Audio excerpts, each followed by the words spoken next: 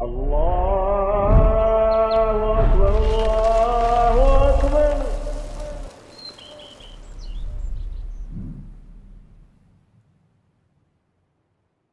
Assalamu alaikum wa rahmatullahi wa barakatuh. Ya ayyuhal muslimun. To the long-time listener and first-time visitor, we welcome you to this episode. Now, without further ado, let's get into it. Alhamdulillah, hamdan kathiran tayyiban mubarakan fih, kama yuhibbu rabbuna wa yarda.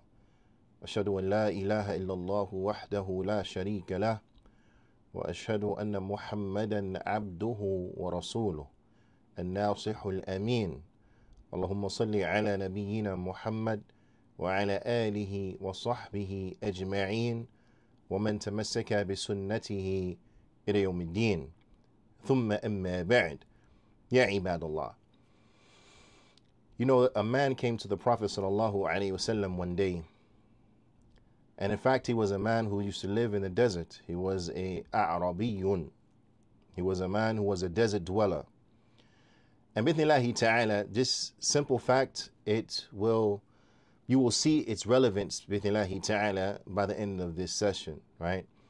Anyway, he came to the Prophet sallallahu alaihi wasallam, and he had asked about the sa'ah. He asked about the hour, where he said, Mata sa'ah?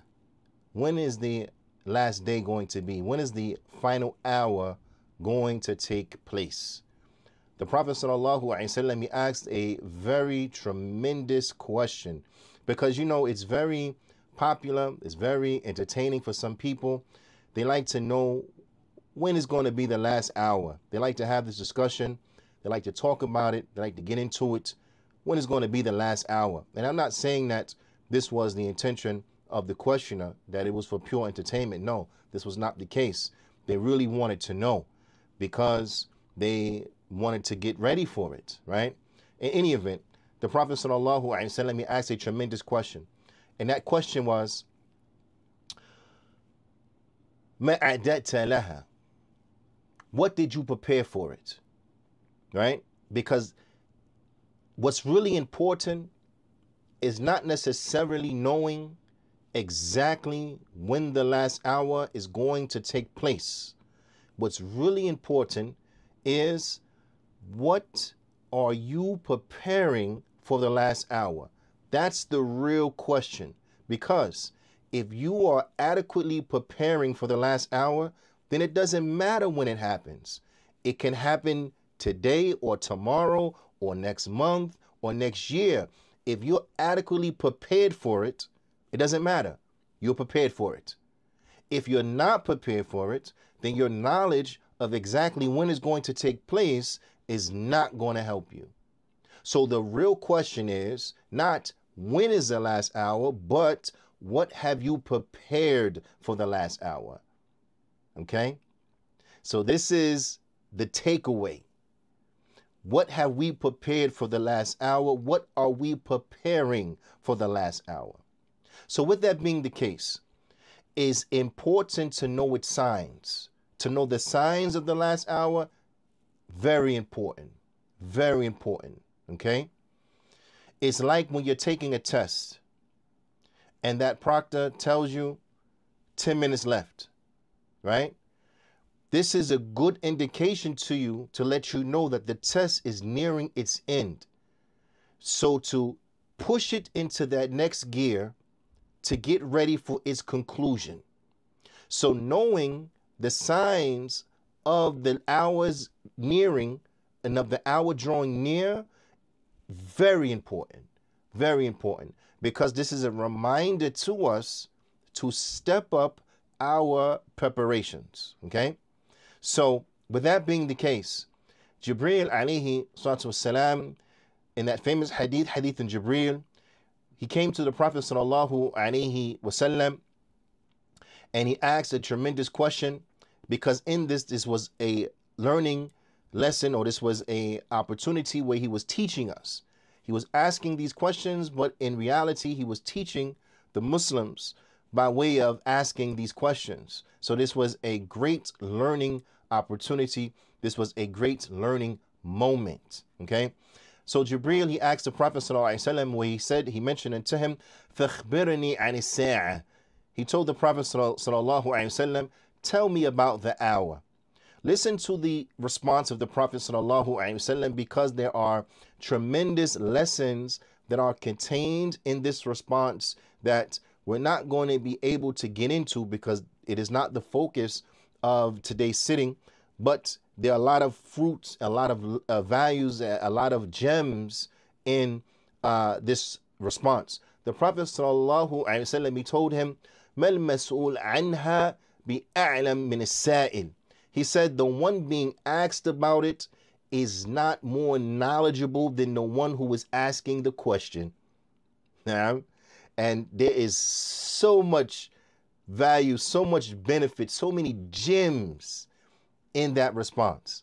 The one asking the question, or the one who is being asked the question, does not know more than the one who was asking the question.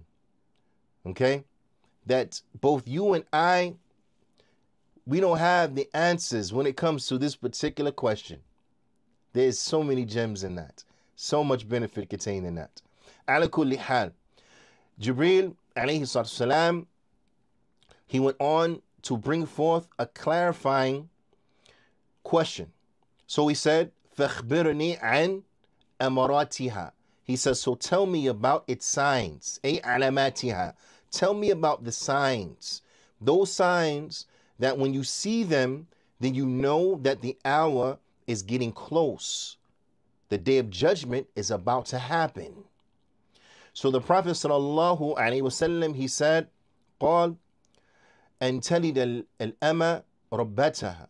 He said when a slave girl gives birth to her master. When a slave girl gives birth to her master. Now, in this context, and more literally, it means when she gives birth to a daughter who is subsequently her master. Okay? The Prophet sallallahu alaihi wasallam also, he said, وَأَن تَرَى الْحُفَاةَ الْعُرَاةَ الْعَالَةَ رِعَاءَ الشَّاءِ يَتَطَوَّلُونَ فِي الْبُنْيَانِ. He said, and when you see the barefoot, naked herders of sheep competing in the construction of tall, lofty buildings. Now, I want you to bear in mind that both of these things were extremely odd, rare.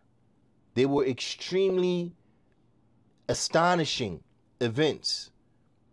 For a slave girl to give birth to her master, and for herders of sheep, Bedouins, those who were very poor, to live in cities, not just live in cities, but to vie in constructing buildings, not just vie in constructing buildings, but to vie in constructing buildings that were very tall.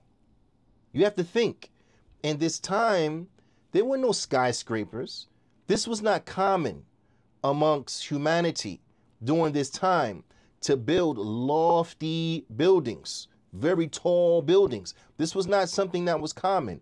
Buildings were very low. They were very, they were limited in the stories. There weren't very tall buildings. So both of these things in which the Prophet sallallahu alaihi wasallam, he mentioned, these were not things that had precedence amongst humanity. These were things that were unprecedented. But the Prophet sallallahu alaihi wasallam, he informed us that these were things that were going to take place when the hour was drawing near. Okay? So, I'm asking you, dear viewer, dear listener, these signs, these two signs in which the Prophet sallallahu alaihi wasallam, he mentioned, because in this incident, he only mentioned these two signs. Have we seen them? Have we seen these two signs? And if so, what are we doing in preparation for the final day. How have, seeing these two signs, how have they affected our preparation for the last day? This is the question, okay? So now, let's briefly look at these two signs. Sheikh Fawzan, he mentions that as relates to the first sign of a slave girl giving birth to her master, he said then two meanings can enter into this, right? That two meanings can enter into this off the bat. And the first is that during the last days or towards the end of the final days, then you will find that servitude, or you will find that enslaved people will become a lot, okay? That this will be something that will become a lot. There'll be a lot of concubines during the last days, or in the last times. There'll be a lot of concubines. There'll be a lot of people who will be enslaved, a lot of women who will be enslaved. Now, in traditional slavery, when a person is enslaved, their children do not inherit that status of slavery. Their children are born free. So if a woman is enslaved and she has a child, then that child is born free. So if she's enslaved, a woman's enslaved, and she has a child, that child being from the person who is her owner, then the child is free, because it follows after what the father, who is the owner of the slave. Okay? So you will find that this system of slavery, we're not talking about chattel slavery that the Europeans, they practice. We're not talking about that type of slavery. Although that could have some reflection into slavery becoming widespread. In any event, you will find that a person will be enslaved, a woman will be enslaved, she will have a baby from her master, and then that child will subsequently become her master. This will be something that will happen in abundance. Okay? Now, if we go back through the annals of history, when we go back through the concubines that existed throughout Europe, throughout Asia, so on and so forth, then we find that this was something that we already saw that it happened. That women, they will have children. They will be part of a concubine. They will have children from their masters, and their children will subsequently be their masters. This has already happened. Sheikh Fawzan, he mentions, he says there's also another meaning that enters into this. And that other meaning is that وَأَنَّهُ يَكْثُرُ الْعُقُوقِ فِي آخِرِ الزَّمَانِ, that there will be an increasement in disrespect and a lack of obedience on behalf of the children for their parents. That children will be unruly, extremely disrespectful to their parents, to the point that the child will be the one who rules the parent. That this will become commonplace in the last days. Now, this is something that, especially living here in the West, that has become very common, that we see very often. So you find the child talking to the parent as if they're the parent. The child bossing the parent around. The child telling the parent when it's time to go. The child telling the parent what time it is. This is commonplace. So these things are going to increase. Whereas you find that in antiquity, this was not the case. The children respected the parents. The parent was the parent. The child was the child. Nowadays, we know this has flipped on top of its head. The children, in many cases, have more leverage over the parents. But the parent has to watch how they speak to their child. The parent has to watch how they reprimand the child. The child call the cops on the parent. The child can go to the courts and to petition to emancipate themselves from the parent, so on and so forth. We live in times that everything that is traditional is being flipped on top of its head. Wa'iyadu billah. So these things have become normal. Whereas in a time when the Prophet ﷺ, when he was saying this was not something that was normal at all. Something that was even more so out of the question, not normal, had no precedent, was the fact that you find people who were dwellers of the desert, who were nomads, Bedouins, that they would become of individuals who will start to compete in the building of big buildings. So the Prophet ﷺ, he said, "An tura al-hufat al-urat al-ala ri'a al-sha' yatatawwaluna fil bunyan." When you find the people who are barefoot, who are naked, meaning that they have very little clothes, or they're not concerned with their clothes, or they're very modestly clad, right? And this is due to their poverty. This is due because of their poor. They don't have money to afford it, right? And the like. They are the herders of animal, the herders of livestock. And then they start to build buildings. Now, in order for them to go from this to that, this requires a lot of things that have to change. One is that they have to go from being nomadic to living in settlements. So now they're no longer nomadic, but now they're living in cities. So they have left their nomadic lifestyle. That's a change. That's a change. Have we seen people who were traditionally nomadic leave the nomadic lifestyle and now settle in cities? We have seen this. This has happened. Okay. That has happened.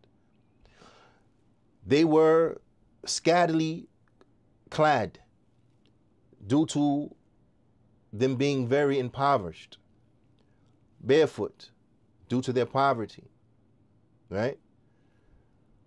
But then something happened and they got money. So now they dress very lavishly.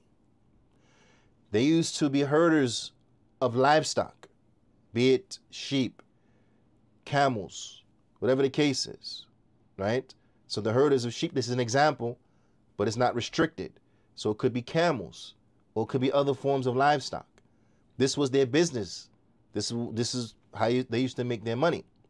But now they have moved into another industry. So they're no longer doing this. Now they're doing that.